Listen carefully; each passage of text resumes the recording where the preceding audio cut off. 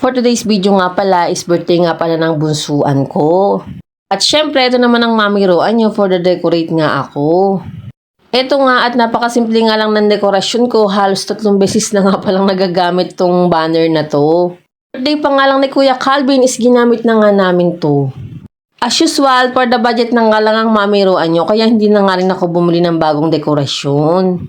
Hindi ko na nga rin pala nabili ng lobo ang bunsuan ko. Pasensya na anak. Pero syempre, okay na okay pa naman tong banner na to, kaya ito na lang talaga rin yung ginamit ko. Tabang nag-aayos naman ako, is medyo nangungulit na nga tong mga anak kong to.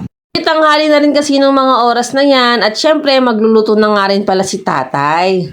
Ngayon naman yung busuan ko ay may aakyat pa nga dito sa table. Napakakulit talaga ng birthday boy na yan. Yan talaga yung bunsuan na yan, kahit birthday niya nga is nagpapasaway pa nga rin siya. Minsan nga is kinakabahan nga ako kasi nga baka nga siya mahulog. Ito nga at nagayat na nga ni tatay yung mga sangkap na gagamitin niya sa pagluluto.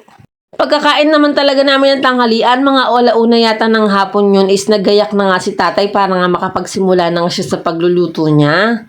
Ito naman ako is for the himay nga ako nitong pinakulo ang manok na sasahog nga pala sa sopas. Ang gabi naman is nagbalot na nga pala ako ng Shanghai kasi nga parang medyo mabawasan na nga rin yung gagawin namin ngayon. Magsosopas nga talaga si tatay ngayon kasi nga mas gusto niya daw ang sopas kaysa nga sa spaghetti. Siyempre, sponsor nga pala ni tatay yung sopas.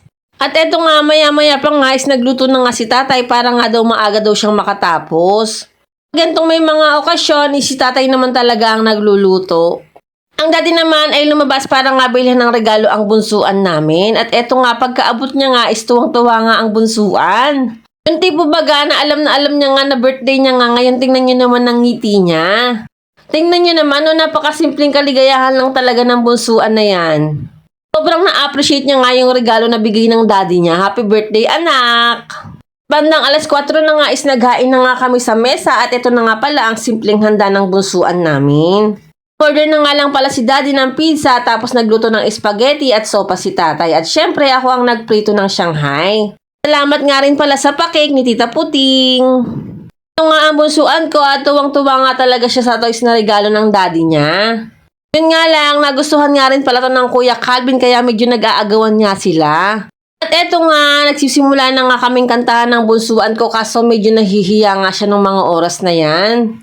Wala nga rin pala ang Kuya Calvin ko nung mga oras na yan kasi nga lumabas sila ng daddy niya at binibilhan nga siya ng toys. Sayang nga at hindi nga siya napasama sa video. Ngayon naman ang bunsuan ko, sobrang mahiyain pero syempre alam kong masayang-masaya nga siya ng mga oras na yan. Happy birthday ulit anak, sana nga is nag-enjoy ka sa araw na to kahit simple nga lang.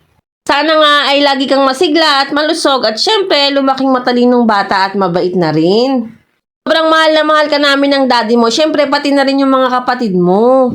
At naman kayo, sobrang mahal nga namin. Sobrang saya ko nga lang at kahit papaano naman is nairaos nga namin ang kaarawan ng bunsuan ko. Para sa mga susunod na mga birthday nyo ay hindi lang ganito ang maihanda natin. Siyempre, sa ngayon, tiis-tiis lang muna tayo mga anak. O siya, happy birthday ulit, bunsuan ko. Sana nga is nag-enjoy ka sa simpleng birthday mo. Salamat po sa mga nag-sponsor at saka sa mga pumunta na rin po. O siya, hanggang dito na lang po muna. Salamat po sa panonood. Bye!